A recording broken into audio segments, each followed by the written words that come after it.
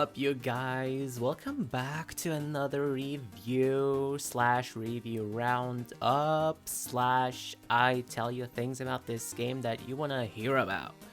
So, today we are going to be talking about the Pokemon Brilliant Diamond / Shining Pearl games for the Nintendo Switch. Now, as you know, they are the remakes of Pokemon Diamond and Pokemon Pearl for the Nintendo DS. It's been a while since those have come out, but it's alright, girl. I got you covered. Don't worry. Now, before I begin, I want to thank our sponsors, JList and Crunchyroll and Japan Crate. Y'all amazing. Y'all talented, brilliant, incredible, show-stopping, all those things, you know. And I would also like to thank Pokemon Company and Nintendo for the code. Thank you so very much. We are forever grateful for that, and I cannot express my gratitude enough. Now, let's get into this, shall we? So, if you have not played any Pokemon games in the past, which, girl, catch up. Pokemon Brilliant Diamond / Shining Pearl. This review, by the way, covers Brilliant Diamond. Now, in Pokemon Brilliant Diamond, as in most Pokemon games, what you really do is you choose your starter Pokemon, and you basically aim to catch them all to like fully complete the Pokédex. It's a digital encyclopedia. That's what it is for whichever professor you meet at the very beginning. Anywho, now apart from the fact that you are traveling the region trying to find as much data as possible about the Pokemon that you're surrounded by, you will also run into a lot of gym leaders that you're going to, of course, try and defeat, because you know, like, those gym badges are like really beautiful, and quite frankly, you'll probably also need them if you want to level up your Pokemon, because at some point, if they're like too high level, they will not listen to you anymore, so make sure to do that. And of course, what would a Pokemon game be without a team of villains? So in Pokemon Brilliant Diamond and Shining Pearl, you got Team Galactic. I will not be going too much into detail because I don't want to give it away for anybody who's planning to play the game, but their general goal is to create a new world order. How they're going to do that, as I mentioned, you're going to have to find it for yourself, but you will encounter them various times, and you're going to have to beat them in battle with your Pokemon, obviously. Apart from the whole beating Team Galactic thing, though, the concept of Pokemon is pretty simple. You explore a world, you encounter Pokemon, you either fight them or catch them. You encounter a lot of different trainers who are going to ask to fight you, and you can also trade with other trainers. Both the fighting and the trading also apply to trainers worldwide. So in Brilliant Diamond and Shining Pearl, you can connect to your Wi-Fi and basically fight any of your friends online, or trade your Pokemon with them, or just, you know, hang out with them in the online lobby. Compared to Pokemon Diamond and Pearl, aka the originals for the DS, Brilliant Diamond and Shining Pearl bring a new type of graphics or visuals, so you don't have like the tiny DS graphics anymore, but instead you now have the chibi graphics, you know, like small characters with bigger heads while you explore the world, and when you're in battle, you'll see refined 3D models, both of the trainers that you encounter, but also the Pokemon that are participating in battle. Now, before I go into any further detail about the differences between the remakes and the original games, we are going to take a real quick ad break. Surprise, it's me, Bish. You were thinking, how is it that we're going to go 3 minutes into an episode straight into an ad break? I didn't calculate this properly. But you know what? What I am going to say is this. We are actually going to be talking about a few other games this episode, so expect Onee Chanbara as well as Nier Replicant with all those little numbers at the end of it. So yeah, we're going to go straight back to Jacob. And welcome back. Now, as I mentioned, we're going to be diving further into the differences between the remakes and the original. Now, if you play the original, you might be wondering, what's new apart from the graphics? Well, girl, let me tell you, let me fill you in, girl. First of all, one of my favorite features, and I know this might just be a me thing, but we got autosave. Like, finally. I'm the type of player who will literally save 20 times before, I don't know, encountering a boss or going to a new place in a video game, because I would just want to make sure that when I die, you know, when there's like a game over moment, let's just say that, I return to the point where I left off. And with autosave, you don't really have to worry about that because the game saves automatically. What else can I explain here? And if you were out in the wild catching Pokemon and you had a Pokemon that was defeated in battle, or you had Pokemon that were poisoned or something, and you wanted to change them with the Pokemon that you have saved in the boxes on your Pokemon PC, in the Pokemon Center, you can just do that. You can do that on the fly. You don't have to literally, you don't have to go to the Pokemon Center. You can just access your Pokemon boxes at any point in the game. As you might already know, there's a certain point in the game where you have to, like, I don't know, break a rock or cut like a tree up or something because it blocks the way. You would usually need to have a Pokemon in your party that has a certain move that will get rid of these obstacles. But now, all you need is the move itself. You don't need to have any Pokemon that had those moves taught in your team. You can literally just apply those moves at any point in time. No questions asked. You can just apply them. And you can break rocks, you can move huge stones. You can get rid of all the obstacles in your way without any big trouble. So that is honestly also something where I was like, wow. Like, I was not prepared for that. I was like, are you for real? Am I, as the trainer, doing all this work instead of the Pokemon that are like probably like 2 tons heavier than me and 3 meters high? You know what I'm talking about. Probably. And if you are one of those people who love to level up your characters all the way to level 100 before you fight literally anybody in the game, you will be in the light to hear that if you win a battle, all of the Pokemon in your party get experience points, regardless of if they actually participate in a battle or not. And more than the hidden move things, like with getting rid of obstacles or access to Pokemon PCs anywhere, I was like, okay, this is great because I don't have to worry about the fact that my favorite Pokemon that's like sitting in the back seat because it's poisoned or something doesn't get any XP. One feature that is new to this game, or more like to this gen, but has been in games before, as in, is your Pokemon following you. So you can have your favorite Pokemon just following you around anywhere, and you can interact with it. You can basically really like pet it or like do anything that increases your friendship with them. It's kind of like going on a walk with your little friend, like your little best friend and your favorite Pokemon.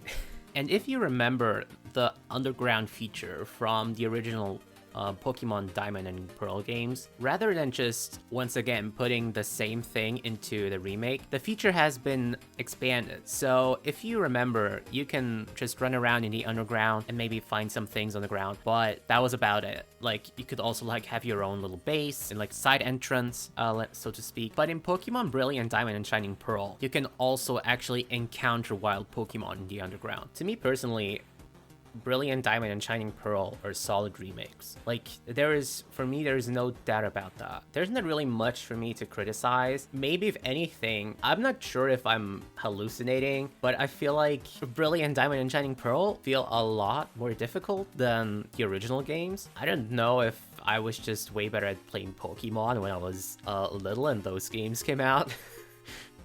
Or I'm just plain wrong. I don't know. There's actually one thing that I do have to talk about, and that once again is just me personally. And I also forgot to mention that in the original Diamond and Pearl games, you did not have any type of character customization. And it's like you only have preset costumes available. Not only that, but I also feel like in Brilliant Diamond and Shining Pearl, I feel like costumes were, again, this is just me expressing my opinion, but I feel like in the remakes, that alone, like the feature of customization was introduced way too late, because you need to get as far as like 3rd or 4th gym badge or something, and then after like you're almost done with your gym badges, then you get to like customize your appearance. I know that there's a lot of people who love it as well, and I'm just like, I would have expected it to be a bit earlier than that. Again, this is just my point of view, but I feel like if you're gonna introduce something like that or reintroduce it, maybe put it at an earlier date so that by the time you're like halfway done with the game, you were able to enjoy new visual appearance for your character. And before we enter the last and final segment of this episode, we are going to take yet another ad break. I promise you guys, this is the last one.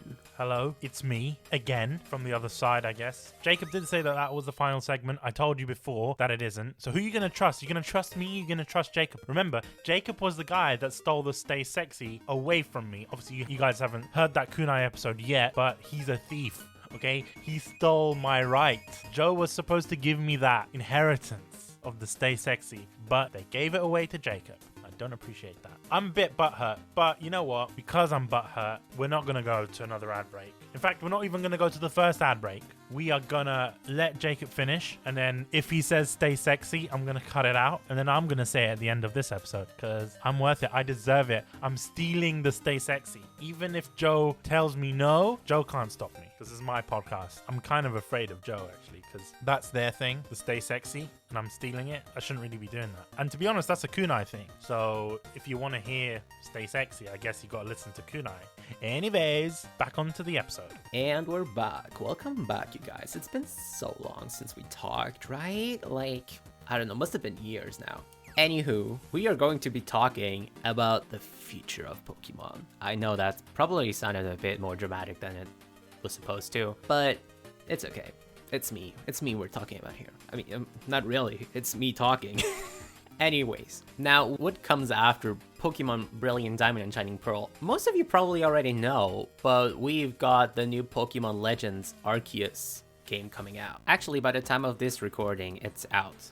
Like, it literally comes out today. It came out today. I don't know which tense is the right one here, but you get what I'm talking about. And compared to other Pokemon games, Pokemon Legends Arceus does not actually take place in a time where you have gym leaders and stuff like that, but instead it's more of an open world game, similar to Pokemon Sword and Shield, and the game is set in the Sinnoh region, just like Brilliant Diamond and Shining Pearl. In this era though, it's still referred to as the Hisui region. The story revolves around your hunt for Arceus because of strange occurrences happening in the Hisui region. And you set out to find out what exactly is going on in this house. What exactly is going on here, girl? Like, you know, it'd be like that. Explorations be like that, man. Two games you'll probably be reminded of playing this will most likely be either the Monster Hunter games, but also The Legend of Zelda Breath of the Wild. Just like Brilliant Diamond and Shining Pearl, Pokemon Legends Arceus is also on Nintendo Switch. In overall conclusion, I would definitely recommend Pokemon Brilliant Diamond and Shining Pearl to all the Pokemon fans out there. Even though the game may have certain flaws or changes that were made to the game, I would call these two solid remakes of some really amazing Pokemon games. To be honest with you, Diamond and Pearl, or I also played Platinum. That was actually one of my favorite gens of all time, and I was not disappointed when I played the remakes. I really enjoyed it. I really have to admit that. This was GALP's review for Pokemon Brilliant Diamond and Shining Pearl, out now on Nintendo Switch. Once again, thank you so much to Pokemon Company and Nintendo for providing us with the review code. We truly appreciate it, and we are super grateful. Thank you guys so much. And thank you guys for being the wonderful listeners that you always are. And I will head out, and you will see or hear me next time whenever I'm gonna be on. Thank you very much. Bye bye. Stay sexy. See, thank you, Jacob, for that review. I actually quite enjoyed it. I'm actually editing while recording this. Really weird, but you know what? That was an illegal stay sexy. I don't appreciate that. First of all, Jacob, that Stay Sexy wasn't on kunai, so it's not canon, and Joe will agree. Secondly, Joe did not authorize that Stay Sexy, okay? You just stole a Stay Sexy, and I don't like that. I'm leaving it in there so people know about your crimes. Okay? I'm a bit annoyed. But you know what? We're going to go on a little bit of an ad break now. See, I'm the one that calls in the ad breaks, Jacob. I'm the one in control. Just remember that. I'm acting, by the way. This is probably very poor acting. But you know what I mean. We're going to go on an ad break.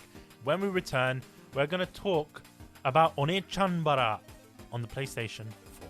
So enjoy your ads.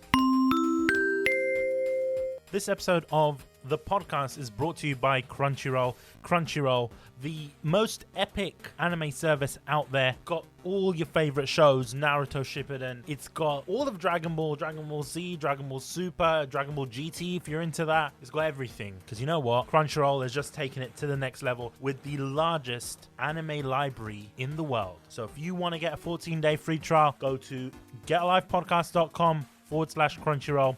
Use our link. It does help us out a lot. Remember, when you support Crunchyroll, you are supporting us. Crunchyroll.com/Kunai or getalivepodcast.com/Crunchyroll. Whichever link you use is going to be the same. It's going to work just as great. So get yourself that 14-day free trial of Crunchyroll Premium without ads, full HD, whether you want to watch anime subbed, dubbed in all these different languages, German, English, French, Spanish, Portuguese, even Arabic subtitles. Crunchyroll.com/Kunai. That is Crunchyroll.com/KUNAI. Hang on a minute, there's another ad. Do you like candy? I'm sure you do, because I haven't met anyone that doesn't. Do you like Japan? And do you like candy? Well, you're listening to a Japanese gaming and or anime podcast, so I'm pretty sure you love Japanese snacks. Whether you like Kit Kats, Pocky, Japanese ramune. If you like all of that, you know where you can get it easily? Japan Crate. Japan Crate offers the unique experience of Japan through monthly crates filled with candy. Japan Crate gives you a delicious selection of snacks each month. You can cancel anytime, but you know what? I don't know why you'd want to. Learn more at getalivepodcast.com/Japan Crate. Remember to use the code GALP for $3 off all new subscriptions, even for other Japan Crate subs like Inku Crate, like Umai Crate, anything that Japan Crate does. So that is getalivepodcast.com/JAPANCRATE. Use the code GALP for $3 off. Back to you, Bish, on the episode. Oh, that's a bit weird. I'm handing it over to myself. But you know what I mean. Enjoy the rest of the episode, guys. Okay, I've never played Onee Chanbara before the release of Origin, so I really wasn't so sure what to think about it. There's a lot of reviews online, and to be honest with you, they are very, very, very inaccurate. And I can only assume that's because this game is a complete remake. It's not a remaster of the games that never got a release in North America. So hopefully this review roundup clears up a lot of the misconceptions that I found for this game online. So let's get some backstory. Onee Chanbara is a hack and slash game, similar to games like Senran Kagura or maybe Bayonetta, I would say, and it was introduced to the Japanese market and European markets in 2004 for the PlayStation 2, and I love PlayStation 2, it's one of my favorite consoles. In Europe, these games were not known as Onee Chanbara, they were known as Zombie Hunters and Zombie Zone, respectively. So I believe Zombie Zone was Onee Chanbara 1, Zombie Hunters was Onee Chanbara 2, and Onee Chanbara Origin retells the story of Zombie Zone and Zombie Hunters, so 1 and 2. D3 Publisher included them in their Simple 2000 series. Basically, the Simple 2000 series were games that were inexpensive to make, and they were called Simple 2000 because they cost only 2,000 Japanese yen, so around $20 at the time of release. Although, back in 2004, $20 was a lot of money, let's be real, although for the games at the time, it would have been quite cheaper. Onee Chanbara was a really budget series, especially the first game. First Onee Chanbara game took an hour and a half to complete, and it had 6 stages. So you can tell how budget it was. Onee Chanbara Origin combines both games into one fluid pack. The transition between the games is done very tastefully and it's incredibly fluid, as I mentioned. I didn't notice it at all when playing, that the second game's story had started. And you really know you're in the second game story once you can play as Saki. There are several changes between Onee Chanbara Origin and Zombie Zone / Zombie Hunters. For some reason, a lot of people seem to have the idea that assets are being reused from a 2004 PS2 game. And simply, I just want to clear up this misconception, that is not the case. Everything within Onee Chanbara Origin has been built from the ground up. That includes textures, animations, map design, Voice acting, I'm incredibly happy to see that D3 Publisher has decided to support multiple languages. It's really rare to see games that get more than just a Japanese voiceover. So we have English, Chinese, Korean, all of these language options are supported. And I must say, these qualities of the dubs are really superb, and they really help to further build the personalities of Aya, Saki, and Rei. However, there is one issue that I found with localization, and it's the fact that their mouth movements aren't properly synced with the voiceover. Often characters will still move their lips even after a voice line is completed. That's pretty much in the English voices. This doesn't occur with the other 3 dubs. So if you're playing the game in Korean, Japanese, or in Chinese, the lip flap syncing is perfectly synced. I must say also, this textures in this game aren't the best, but somehow works, and it makes me feel oddly nostalgic for an early hack and slash game of that era, you know, those early PS2 games. It kind of reminds me of that. Map design has changed to modernize the game a little bit. For example, in the original Zombie Zone / Zombie Hunters, enemies would drop keys which you can use to progress to the next part of the stage. Also, you would go into a room only to find that zombies just chilling, almost waiting for your arrival in the original. In the remake, zombies spawn properly from the ground, from graves, or from boarded up windows, like other zombie games. It's a small detail that makes a big difference in terms of overall immersion. I do also want to say another thing about the voices in this game. The original Onee Chanbara, and this is one thing that really annoyed me when people were talking about the dubs were being reused from the original game. The original Onee Chanbara, bear in mind, this game never had an American release. When Onee Chanbara was released in Europe, it never got any sort of dub. It only had subtitles, and not even that. It was like a subtitle at the beginning to tell you what happened in that stage, and that was it. The Japanese game actually had cutscenes and voice acting. So just so you guys know, I just wanted to make that known there. Katsumi Inami and the team had done an excellent job redesigning these characters in a new, refreshing anime art style while keeping the essence of their original designs alive. I'm not surprised at how beautiful the key art and character designs are, considering Inami-sensei did the illustrations and character designs for anime such as Bakano. Old enemy types do return for those people that enjoyed the original Zombie Hunters, including a few new boss battles that were never featured in the original PS2 release. I'd imagine that a lot of the features would have been overlooked because of the lack of Zombie Zone release in North America, so that's another thing that I really wanted to bring out there. Speaking of boss battles, they're really fantastic, although at times they are incredibly repetitive, and they truly get really interesting once you've experienced the second half of the game. So when you experience a story from Onee Chanbara 2, that's when they get really exciting. The game itself doesn't have a dedicated block button like most hack and slash games, although you can dodge and parry attacks. Dodging attacks at the right time fills your special meter and gives you a pretty sweet slow motion animation akin to the Matrix, kind of like bullet time. In my experience, these are incredibly simple to carry out, however, parrying does require a lot more skill. If you can parry successfully, then you can perform a cool finisher that eliminates the enemy in a single strike. Pretty OP. Parrying is pretty important in this game, as some enemies can't be defeated from regular attacks and they only need cool finishers to get them defeated, and you can also defeat them whilst in ecstatic mode. Parrying can break defenses and give you a much needed window of attack in boss battles, which is always great. It's always fantastic, and I like that. Battle mechanics overall are very interesting. When you attack for a long period, you build up blood on your weapon. So once your weapon is fully bloody, you won't be able to deal as much damage. So it's very important in this game specifically to clean your weapon every once in a while by quote-unquote reloading. Never have I seen a hack and slash that makes you weaker the more you play. And it adds a level of much needed complexity to this genre. This is something that I really want to see in hack and slash games, and I'm glad Onee Chanbara did this. In addition to that, the blood splatters on your body results in different transformations known as Berserk and Ecstatic mode, where you deal more damage with increased attack speed, and whilst in Ecstatic mode, your attack is further buffed.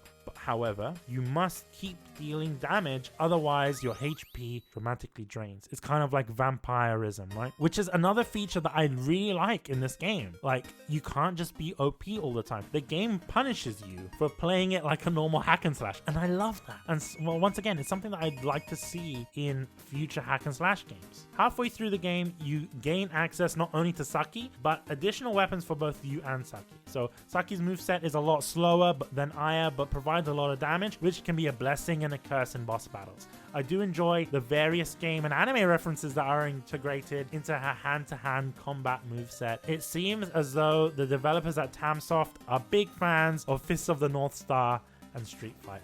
As it stands, only Aya, Saki, and Rei can be deployed in battle, which is a bit unfortunate. Rei can be unlocked once you complete the story and survive 100 rounds in the infinite survival mode. It's a grind, and it takes 1 to 3 hours just to unlock her. Alternatively, you can pay £3 for an instant unlock, but what is the fun in that? And it is disappointing to see that not all of the characters featured in this game are playable. It would have been nice to be able to play as Ansu, Sayaka, Oboro, or even Eva, right? Considering that their movesets and their character animations are already in there. You can train against them in the training mode. Maybe having them as unlockable characters would have been an additional incentive to replay the game on a harder difficulty or a New Game Plus. Truly, it was exciting to see Anzu and Sayaka returning from Onee Chanbara Z2 Chaos, but part of me wants to see more of the wackier characters return from Zombie Hunters. Characters like Hana and Kiku and Riho and Makoto. You know, Riho is a character from Demolition Girl serving as the official mascot for D3 Publisher, you know, and it would have been a nice homage to D3 in general, right? But you'll be pleased to know that Riho is referenced in DLC weapons along with Amane and Setsu, who are characters from Dream Club. All in all, this game is truly fantastic, and I really recommend it to anyone who's a fan of hack and slash games. If you love games like Ninja Gaiden, if you love games like Bayonetta, if you love games like any Musou game in general, or even Senran Kagura, even anime games in general, if you really love anime games, you're gonna love this game. And I'm looking forward to what D3 Publisher and Tamsoft do next with the future of this series, especially with this new art style and improved story. We're gonna take a little bit of a break. When we come back, we are gonna be talking about another hack and slash game. This review roundup is pretty much all about hack and slash games today. We will return with the review for Nier Replicant. So we are gonna go over to Jacob. See you on the flip side. Damn, Bish, back at it again with more ads. If you're not a big fan of ads, you know what you can do? Subscribe to our Patreon page, in which you pay £5 a month or $7 thereabouts a month for early access content on Kunai, as well as ad-free episodes of GALP. Isn't that amazing? Sure is, Bish. Sure is. So if you want all of that and you don't want to listen to ads anymore, get yourself over to patreon.com/GetAlivePodcast and sub. That's all it is, guys. Just sub. You help us out a lot. It does help us produce the best show that we can do. That's patreon.com/GetAlivePodcast. Become a patron today. If you don't want to pay monthly, then consider leaving us a tip on Coffee. That is ko-fi.com/GetAlivePodcast. You can leave us a one-time donation there. All of this kind of stuff goes back into the podcast, and we really do appreciate your support. So consider supporting us either on Coffee or on Patreon. Thanks, guys. Ooh, I guess there's one more ad for the episode, so you better enjoy it, because we're talking about J-List. You're like, Bish, what is J-List? Well, let me tell you. J-List brings you the latest otaku goods from Japan, whether it's manga, anime, cosplay, import games, visual novels, even ecchi stuff. J-List has got you covered. Learn more at getalivepodcast.com/J-List. That is getalivepodcast.com/JLIST. Remember to use our link and the code GALP for 5% off your first purchase on J-List. That is GALP for 5% off your first purchase on J-List. And you know what?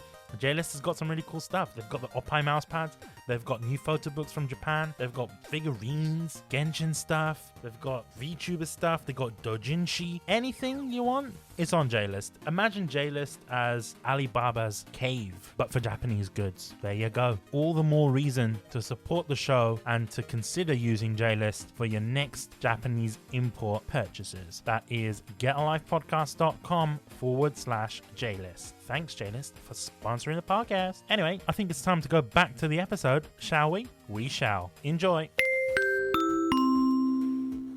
And welcome back from a short break and Bish's first segment. This is me, Jacob, your favorite host, back once again for another review segment, roundup episode, all that. We're gonna be talking about Nier Replicant version 1.224 something something. It's a really long number with lots of digits, and I'm not going to say all of them each time, so, you know, I'm gonna keep it like that. I'm gonna keep it fair to you guys because we're not doing like pie stuff here. Okay. Nier is basically the prequel to Nier Automata. In the West, it's called Nier, nothing but Nier, but two different versions were released in Japan. One of them was called Nier Gestalt, and the other one was called Nier Replicant, aka the one that we have now, newly released, or re-released in this case. Now you might be wondering, what is the difference between Gestalt and Replicant? I'm gonna tell you, don't worry, I got you, honey. So to give you a little overview of just a bit of the story of Nier in general, you have your little sister Yona, and she's sick. Well, I'm not saying like she's got a cold. I'm saying she's got this seemingly incurable disease that's called the Black Scrawl, and you play as her dad or her brother. It depends on which version you're playing. That's what I'm saying. Nier Replicant has you playing as the brother, while Nier Gestalt is the one where you play as her dad. In the West, however, we only got Nier. That's all we got.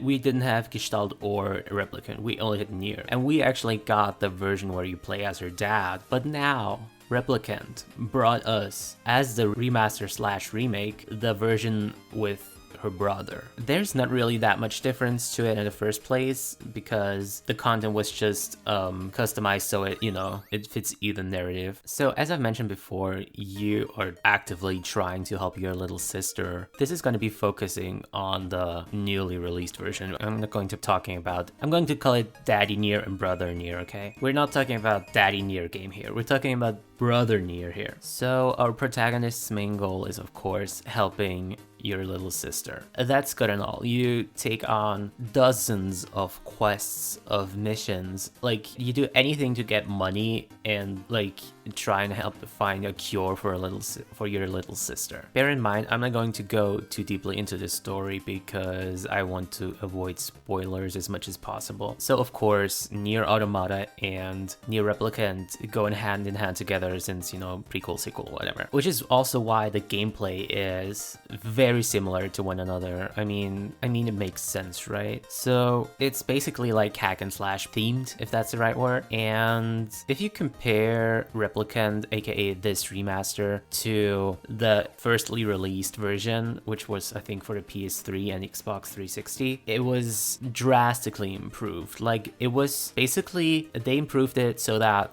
players who first played Automata can actually get into Replicant. I can safely tell you, I have actually played Nier before Automata initially. I can see how they managed to do that. I don't know how to really put it into words. It's definitely way more refined, it's way more updated, and also something that people have, I think, have had mixed feeling towards was auto mode, which is like basically your character automatically fights the enemy. I guess that's fun to some. I'm not going to judge anyone who's going to use it because I'm like, if you're going to use it, then who am I to judge you, or who am I going to like say that you're in the wrong? You know, you play games your way, and that's the point. But I have not tried it myself, mainly because I'm in it for both the story and the gameplay. I'm a huge hack and slash person myself. So your usual enemies will be these so-called shades, which seem to be monsters that roam the land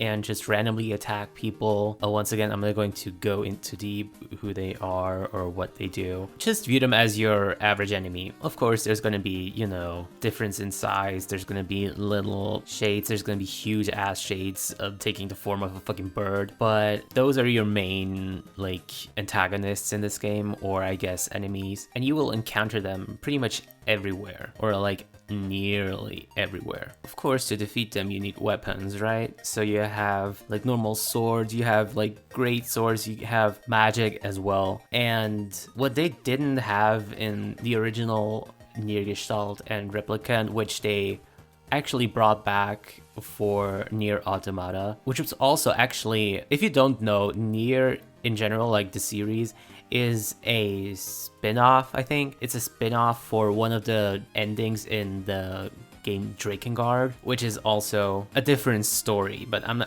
I feel like it's worth mentioning in case you didn't know. So to go back to weapons, they brought weapon stories back for Nier Replicant. And to unlock stories of your weapons, you basically use them a lot, which is, it kind of serves as a gateway to getting more acquainted with the lore of the weapons you use. Of course, it's up to you how relevant that is to you or how big of importance it is to you. But again, up to you. And of course, what would a remaster or remake be without updated visuals, right? Or updated content? Nier Replicant has brought us all the charming environments and lands, all the landscapes, everything in complete HD. The frame rates are amazing. I think it runs at 60 FPS and it's really nice to look at. I'm not gonna lie. I feel like Nier itself, like the PS3 versions or like PS3 and Xbox versions already weren't that bad, but like of course if you look at both in comparison, it makes such a big difference. And not also did they update graphics, they also updated the voice cast and the soundtrack. So there are certain games that had like remastered music, but it was like newly composed and you kind of didn't get that classic feeling from it because it was like there's something missing there. Like it's not the same experience as you've played the game initially on PS2 and then the remaster came out for PS3 and you were like, this feels like a different experience and I'm not into it. Well, for Nier Replicant, they basically worked on making it sound better but still sounding very authentic, which is something I find really amazing. Like they were like, yeah, let's redo it, but let's not take the initial experience away from the players who have probably played this game at least once or twice in the past before. Because Nier, I'm not gonna lie, Nier is one of those games that you just have to replay. But that's all I'm going to say. As I've already mentioned, Nier Replicant has also brought us an updated voice cast. I think pretty much most of the voice actors are the same. However, Replicant brought us fully voiced dialogues in, I think, every situation that you can be in. Like most, if not every NPC will have their own voice, which is nowadays, I think, not that common anymore, but I guess it's fun. But of course, the most significant change is that now you play as Yona's brother. And if you play Genshin Impact, you might recognize him as the voice actor for either Zach Aguilar in English. But that is only if you play it in English, of course, because Nier Replicant does come with dual audio. For everyone who wonders if it does or just prefers Japanese dubs in general, some other new stuff that Replicant comes with are new scenarios, like new story content, and I think a new dungeon as well. And of course, since it's current gen, it has DLC. However, the DLC that we got at launch was free. I think it's still free, and I don't know if they're ever gonna charge the players for it. It's actually Yorha themed, like from Nier Automata, and it comes with like costumes of 2B and I think and 9S as well. So they did give us some ability to customize our characters as well, which is to me really fun. I always love like cosmetic customizations, all that kind of stuff. I'm not sure how or if they're going to make any new DLC in the future. It would be probably nice to see, as long as it's, well, of course, free or available at a decent price. As somebody who has played the original Nier, and I mean Nier Gestalt with a Daddy Nier, Nier Automata, and of course this one, I honestly have to say that they did an amazing job with Replicant, as in with this remake slash remaster. It's kind of both, you know, it's kind of, they worked on some new stuff while at the same time making sure that the existing components are just upgraded for current gen consoles. I would also be lying if I said I didn't want a remake or a remaster for the original Nier, because quite honestly, Nier has kind of won a special place in my heart. I feel like I've seen people being a bit disheartened by the fact that now you are only able to play as Brother Nier and not Daddy Nier, because, you know, we never had the opportunity opportunity to play as both until this year, and I think that Daddy Nier, that's how I call him all the time. He's just like, he's grown on everyone's hearts in the West, for everyone who hasn't played Replicant or imported it, and some people really didn't like the fact that you couldn't play as him anymore, which is also not 100% true, because you can like play additional content like DLC, of course, but or like not related to the story. You can play like challenges as Daddy Nier, but that's of course yet another story that I think you should just be told yourself by playing the game. So he doesn't really have any significance in the Replicant. However, I feel like just judging from that criteria alone of like being, or actually not being able to play as Daddy Nier, kind of takes the opportunity from you to actually play this game, you know, to like play and try out all these differences that the remake slash remaster brought. Because I'm not going to lie, I feel like this is what a remaster slash remake should be. It should be original content that is updated for newer console generations or newer gaming platforms, and they executed that perfectly, in my opinion. They added extra stuff because they knew that they would please the audience that way and exceed their expectations in a way, because I think that some people go, okay, well, this is just, you know, it's the same game, but it's on newer systems, and I already have this game on older systems, so why should I get it? Of course, it's completely up to you if you get it, but I feel like if you have played the original Nier and you've liked it a lot the same way I did, regardless of whether you are biased towards Daddy Nier or not, I feel like this remaster is 100% worth it. Try it out. Like, I feel like you would really miss out on it. Because especially if you have played Automata and you've enjoyed it as well. If you really liked Automata, then you will like Replicant as well. I'm not going to lie to you, that is 100% fact in my opinion. Nier is one of those games where you cannot really give too much detail, because otherwise you probably ruin the story and ruin what the game does to the players. Like, everything that Nier encompasses cannot be really explained unless you play it.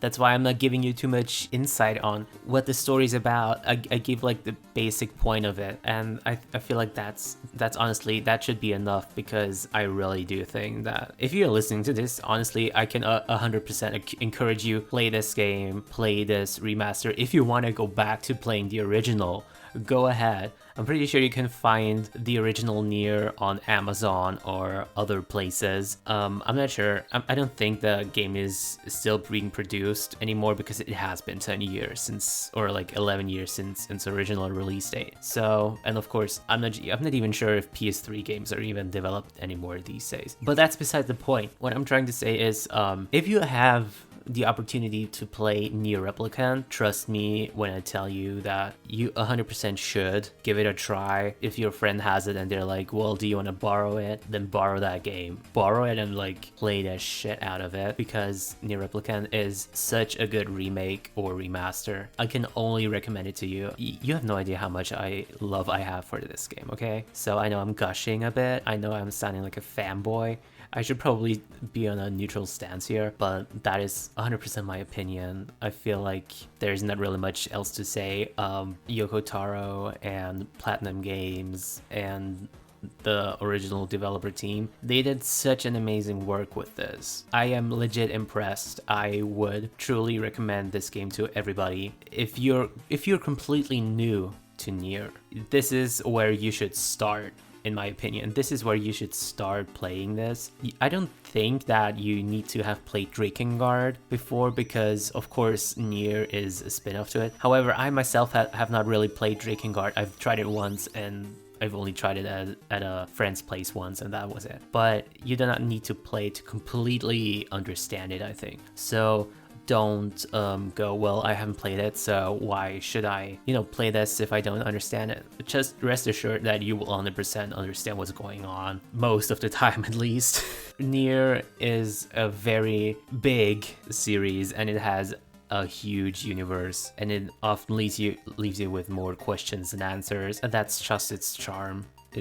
That's just how it is. I cannot emphasize how amazing this remake slash remaster is. And quite honestly, I also want to thank Square Enix and Toy Logic and also Platinum Games for giving me the opportunity to play this. I am extremely grateful. And if you want to give it a try as well, you can get it now on PS4, Xbox One, and Steam. Once again, I can only 100% give this game billions of thumbs up. This is legit one of the best games I've played this year. Even if it hasn't been like an entirely new game, it's a remaster, but I stand by my word. This is one of the best works this year. Thank you for tuning in once again. This was the segment for Nier Replicant versus 1.2 something something. And right after this ad break, we will have Bish back once again. I'll see you soon. Bye! And yeah, we will see Jacob soon because you know what? Well, there are going to be future episodes with Jacob, so you're going to see him soon. You'll see him on Kunai as well because we did a Jujutsu Kaisen episode with Jacob. I think one of my favorite episodes of Kunai so far because we talked about Gojo. Anyway, that's besides the point because I know not everyone likes Jujutsu Kaisen and this is a gaming podcast, not an anime one. Speaking of gaming, I just wanted to thank Square Enix, D3 Publisher, and the Pokemon Company and Nintendo for providing codes for this review roundup. In addition to that, big thanks to our sponsors Crunchyroll, JList, and Japan Crate, and big thanks to the patrons on Patreon because you guys are supporting the show directly. We really do appreciate that. If you want to join our Patreon and become a patron, I think for only £5 a month or $7 a month, join at patreon.com/GetLifePodcast. I know I was going to say the stay sexy, but I felt no, I can't do that to Joe by, saying the illegal stay sexy. I can't do that, okay? I love them too much to steal it from them. Okay, that being said, I love you guys and stick around for the next episode because this is kind of weird and it's never been done before. I've been doing an episode every single day until today. So I think in the last 3 days, there's been an episode of GALP and this is the 4th. So enjoy all of these episodes, guys. Enjoy them, savor them, love them. Anyway, bye-bye.